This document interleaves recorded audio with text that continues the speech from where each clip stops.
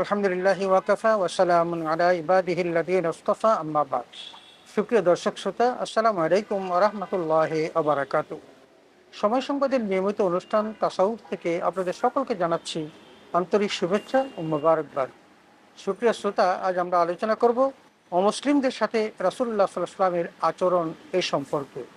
সুপ্রিয় শ্রোতা, আমরা জানি একটা দেশের শান্তি শৃঙ্খলা বজায় রাখার জন্য মানুষের মধ্যে অনেকগুলো গুণ থাকা দরকার। আল্লাহ রাব্বুল আলামিন রাসূল আকরাম সাল্লাল্লাহু আলাইহি ওয়াসাল্লামকে সকল গুণের আধার হিসাবে পৃথিবীতে পাঠিয়েছেন। তিনি একজন শান্তির প্রতীক ছিলেন এবং তার ইসলাম ধর্ম শান্তির বার্তা বহন করেছে। সুতরাং ওই ইসলাম ধর্ম কখনো অশান্তির কারণ হতে পারে না এবং ইসলামের যে বার্তাটি রাসূল আকরাম সাল্লাল্লাহু আলাইহি ওয়াসাল্লাম বিশ্বের মানুষকে দিয়েছেন, সেই ইসলামের বার্তার মধ্যেও কোনো অশান্তি থাকতে পারে না। আমরা জানি একটি দেশের মধ্যে বহু রকমের মানুষের বসবাস থাকে, সেখানে মুসলিম অমুসলিম নির্বিশেষে বসবাস করেন এবং সেই সমাজটাকে সুন্দর করার জন্য প্রত্যেকের মধ্যে একটা সহানুভূতি, সহধর্মিতা, সহমর্মিতা থাকা দরকার। রাসূল আকরাম সাল্লাল্লাহু আলাইহি ওয়াসাল্লাম একজন আদর্শ মানুষ ছিলেন এবং তার সেই আদর্শের কথাটি মহান রব্বুল আলামিন পবিত্র কোরআন কারীমের সূরা কলমের ৪ নম্বর আয়াতে বলেছেন, ইন্নাকা লাআলা খুলুকিন আযীম, হে নবী আপনি সুমহান চরিত্রের উপর অধিষ্ঠিত। এই জন্য রাসূল আকরাম সাল্লাল্লাহু আলাইহি ওয়াসাল্লামের সেই আদর্শটি গোটা বিশ্ববাসীকে অনুসরণ এবং অনুকরণ করার জন্য আল্লাহ রাব্বুল আলামিন পবিত্র কোরআন কারীমের সূরা আহজাবের ২১ নম্বর আয়াতে আল্লাহ তাআলা বলেছেন, লাকাদ কানা লাকুম ফি রাসূলিল্লাহি উসওয়াতুন হাসানা, যে তোমাদের প্রত্যেকের জন্য রাসূল আকরাম সাল্লাল্লাহু আলাইহি ওয়াসাল্লামের জীবনে রয়েছে উত্তম আদর্শ।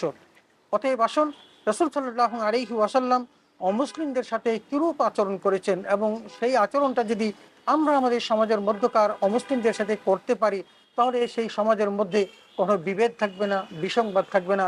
জাতি ধর্ম বর্ণ নির্বিশেষে একটি সুষম সুন্দর সমাজ উপহার দেওয়া সম্ভব হবে। সুপ্রিয় দর্শক শ্রোতা, রাসূল আকরাম সাল্লাল্লাহু আলাইহি ওয়াসাল্লামকে আল্লাহ রাব্বুল আলামিন বিশ্ববাসীর জন্য রহমত হিসাবে প্রেরণ করেছেন। যেমনটি সূরা আম্বিয়ার ১০৭ নম্বর আয়াতে আল্লাহ তাআলা বলেছেন, ওমা আরসালনাকা ইল্লা রাহমাতাল লিল আলামিন, হে নবী আপনাকে গোটা বিশ্ববাসীর জন্য রহমত হিসাবে প্রেরণ করেছি। যিনি গোটা বিশ্ববাসীর জন্য রহমত, তিনি কখনো অশান্তির কারণ হতে পারে না। এই জন্য আমরা দেখব যে তিনি অমুসলিমদের সাথে কি সুন্দর আচরণ করেছেন, সেই বিষয়গুলো যেন আমরা ধারণ করতে পারি। কারণ প্রত্যেকটি মানুষ কিন্তু আদমের সন্তান। হযরত আলী রাদিয়াল্লাহু তাআলা আনহু তার একটা বিখ্যাত কবিতার মধ্যে তিনি বলেছিলেন, আল ইনসানু আন-নাসু মিন জিহাতি তিনসারি ইকফাহুম আবুহুম আদামু ও উম্মুহুম হাওয়া।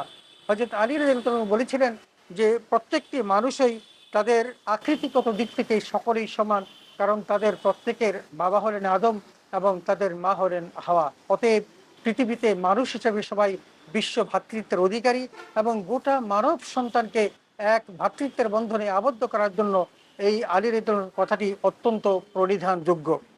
শুধু তাই নয়, রাসূল আকরাম সাল্লাল্লাহু আলাইহি ওয়াসাল্লামের একখানা হাদিস, তিনি বলেছেন, আল খালকু ইয়াদুল্লাহ ফাহাব্বাল খালকি ইলাল্লাহি মান আহসানা ইলা আয়ারিহি। রাসূল বলছেন যে গোটা সৃষ্টি জগৎটাই হলো আল্লাহর পরিবার। অতএব আল্লাহর কাছে সবচেয়ে প্রিয় ওই ব্যক্তি যেই ব্যক্তি তার পরিবারের প্রতি সদয়। অতএব জগতের মধ্যে বিভিন্ন ধরনের মানুষ থাকবে, ধনী দরিদ্র থাকবে, মুসলিম অমুসলিম থাকবে, প্রত্যেকের সাথে সৌহার্দ্য সম্প্রীতির বন্ধনে আবদ্ধ না হওয়া যায়, তাহলে সুন্দর সমাজ বিনির্মাণ করা অনেক কষ্টকর হয়ে যাবে। এই জন্য রাসূলুল্লাহ সাল্লাল্লাহু আলাইহি ওয়াসাল্লামের এই হাদিসখানা আমাদের অত্যন্ত প্রয়োজন। কারণ আমরা যদি আমাদের সমাজের মধ্যকার সকলের প্রতি ভালো আচরণ করতে না পারি, ভালো ব্যবহার করতে না পারি, সহধর্মিতা সহমর্মিতা প্রকাশ করতে না পারি, তাহলে কিন্তু আল্লাহর কাছে আমরা প্রিয় হতে পারবো না। সুপ্রিয় দর্শক শ্রোতা, আসুন, রাসূল আকরাম সাল্লাল্লাহু আলাইহি ওয়াসাল্লামকে আল্লাহ তাআলা সেই বার্তাটি দিয়েছিলেন যে ওমা আরসালনাকা ইল্লা কাফাতাল লিন্নাসি বাশীরাও ওয়া নাযীরা, যে আমি আপনাকে গোটা বিশ্ববাসীর কাছে সুসংবাদদাতা এবং ভয় প্রদর্শনকারী হিসাবে প্রেরণ করেছি। অতএব যারা ভালো আচরণ করবে তারা আল্লাহর কাছ থেকে স্বীকৃত জান্নাত পাবে, আর যারা খারাপ আচরণ করবে তারা কিন্তু জাহান্নামী হবে। এই বার্তাটি আপনি সকলকে জানিয়ে দিন।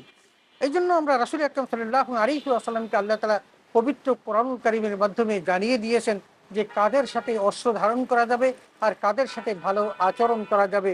যেমনটি পবিত্র কোরআনুল কারীমের আমরা সূরা মুমতাহিনার ৮ নম্বর আয়াতে দেখেছি, আল্লাহ তাআলা কত চমৎকারভাবে বলেছেন, লা ইয়ানহাকুমুল্লাহু আনিল্লাযীনা লাম ইউকাতিলুনাকুম ফিদ-দীন ওয়া লাম ইউখরিজুকুম মিন দিয়ারিকুম আন তাবাররুহুম ওয়া তুকসিতু ইলাইহিম ইন্নাল্লাহা ইউহিব্বুল মুকসিতিন।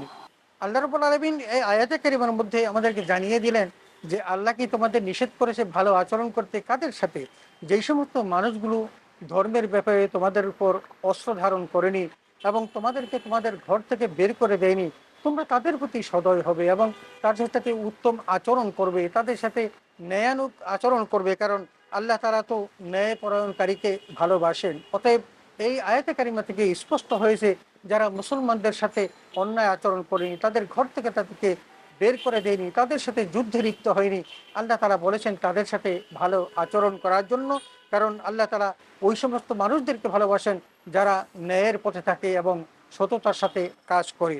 সুপ্রিয় দর্শক শ্রোতা, রাসূল আকরাম সাল্লাল্লাহু আলাইহি ওয়াসাল্লামের অনেকগুলো হাদিস আমরা দেখি যে হযরত আবু বকর সিদ্দিক রাদিয়াল্লাহু তাআলা বর্ণনা করেছেন, বুখারী শরীফ থেকে এসেছে যে কোনো ব্যক্তি যদি কারোর সাথে কোনো মুসলমান দেশে যদি সে চুক্তিবদ্ধ হয়ে বসবাস করে এমন একজন ব্যক্তিকে কেউ যদি হত্যা করে, তাহলে রাসূল সাল্লাল্লাহু আলাইহি ওয়াসাল্লাম বলছেন ওই ব্যক্তি জান্নাতের সুঘ্রাণ পাবে না, যদিও জান্নাতের সুঘ্রাণ 40 মাইল দূর থেকে পাওয়া যায়। তার মানে কোনো ব্যক্তি যদি অন্যায়ভাবে কোনো বিধর্মীকে অমুসলিমকে যদি সে কী করে হত্যা করে, তাহলে তিনি কখনো জান্নাতের সুঘ্রাণ পর্যন্ত পাবেন না।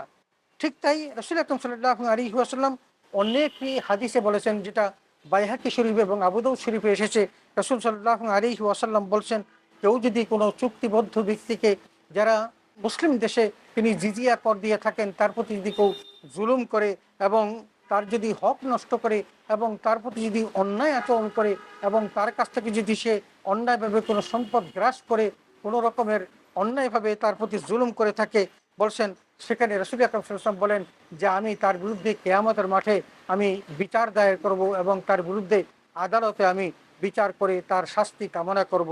সুপ্রিয় দর্শক শ্রোতা, অতএব আসুন রাসূল সাল্লাল্লাহু আলাইহি ওয়াসাল্লাম বাস্তব জীবনে কেমন আচরণ করেছেন সেই বিষয়গুলো সম্পর্কে আমরা একটু দেখে আসি। সুপ্রিয় শ্রোতা, রাসূল আকরাম সাল্লাল্লাহু আলাইহি ওয়াসাল্লামের পাশ দিয়ে একটা জানাজা যাচ্ছিলেন এবং সেই জানাজা থেকে রাসূল সাল্লাল্লাহু আলাইহি ওয়াসাল্লাম দাঁড়িয়ে গেলেন। সাহাবায়ে কেরাম রাসূল সাল্লাল্লাহু আলাইহি ওয়াসাল্লামকে বলেন, হে আল্লাহর রাসূল, আপনি যে জানাজার জন্য দাঁড়ালেন সে তো হলো একটি ইহুদির জানাজা। রাসূল সাল্লাল্লাহু আলাইহি ওয়াসাল্লাম বললেন, তাহলে ইহুদি কি মানুষ নয়? তার মানে রাসূল সাল্লাল্লাহু আলাইহি ওয়াসাল্লাম ওই ইহুদি ব্যক্তিটি যেহেতু মানুষ, তার সম্মানে মৃত হওয়া সত্ত্বেও তিনি দাঁড়িয়ে গেছেন। এই আচরণ যদি রাসূল সাল্লাল্লাহু আলাইহি ওয়াসাল্লাম বিধর্মীর সাথে করতে পারেন, তাহলে আমাদের কিরূপ আচরণ করা উচিত? সুপ্রিয় দর্শক শ্রোতা, বুখারী শরীফের আরেকখান হাদিস, রাসূল আকরাম সাল্লাল্লাহু আলাইহি ওয়াসাল্লামের সহধর্মিণী হযরত আয়েশা সিদ্দিকা রাদিয়াল্লাহু তাআলা আনহার বোন, যিনি আসমা রাদিয়াল্লাহু তাআলা, তার কাছে তার মা যখন আসলেন, তিনি বিধর্মী ছিলেন। হযরত রাসূল আকরাম সাল্লাল্লাহু আলাইহি ওয়াসাল্লামের কাছে আসমা রাদিয়াল্লাহু তাআলা আনহা এসে বললেন, হে আল্লাহর রাসূল, আমার মা তিনি আমার কাছে এসে সাহায্য চেয়েছেন, সে তো অমুসলিম, আমি কি তাকে সাহায্য করতে পারি? রাসূল সাল্লাল্লাহু আলাইহি ওয়াসাল্লাম বলেন, হ্যাঁ, তুমি তাকে সাহায্য করতে পারো। সুপ্রিয় দর্শক শ্রোতা, আমরা দেখি যে রাসূলের জীবনে যখন কোনো একজন বিধর্মী মসজিদে নববীতে সে পেশাব করেছিল, হযরত ওমর ফারুক সহ যখন সবাই তাকে মারতে উদ্যত হলো, রাসূল সকলকে থামালেন এবং তিনি নির্বিঘ্নে যখন প্রস্রাব করা শেষ করলেন, তখন নবীজি তাকে বললেন যে তুমি কি জানো না, তোমার ধর্মের ঘরে বা তোমার সেই উপাসনার গৃহে যদি কেউ এরকম করতো, তোমার কি খারাপ লাগতো না? বলে, হ্যাঁ। তাহলে তুমি মুসলমানদের এই ধর্মীয় গৃহে কেন এই কাজটি করলে? নবী নিজ হাতে তা পরিষ্কার করলেন। তার কারণে ওই ইহুদি ব্যক্তিটি রাসূল আকরাম সাল্লাল্লাহু আলাইহি ওয়াসাল্লামের ইমান আনলো। সুপ্রিয় দর্শক শ্রোতা, অমুসলিমদের সাথে রাসূল সাল্লাল্লাহু আলাইহি ওয়াসাল্লামের যে আচরণের কথাগুলো আমরা পেলাম, আসুন এগুলোর প্রতি আমরা ইমান আনি এবং এগুলো আমাদের বাস্তব জীবনে আমরা বাস্তবায়ন করার চেষ্টা করি। তাহলেই দেখব যে আমাদের সমাজের মধ্যকার মানুষগুলো কত সুন্দরভাবে বসবাস করছে। সে যেই হোক না কেন, সে জাতি ধর্ম নির্বিশেষে এই আচরণটি সমুন্নত রাখলে একটা সুন্দর সমাজ উপহার দেওয়া যাবে। আল্লাহ তাআলা আমাদের সকলকে বুঝার এবং তদনুযায়ী আমল করার তৌফিক দান করুন, আমিন। ওয়া আখিরু দাওয়ানা আলহামদুলিল্লাহি রাব্বিল আলামিন। আসসালামু আলাইকুম ওয়া রাহমাতুল্লাহি ওয়া বারাকাতুহু।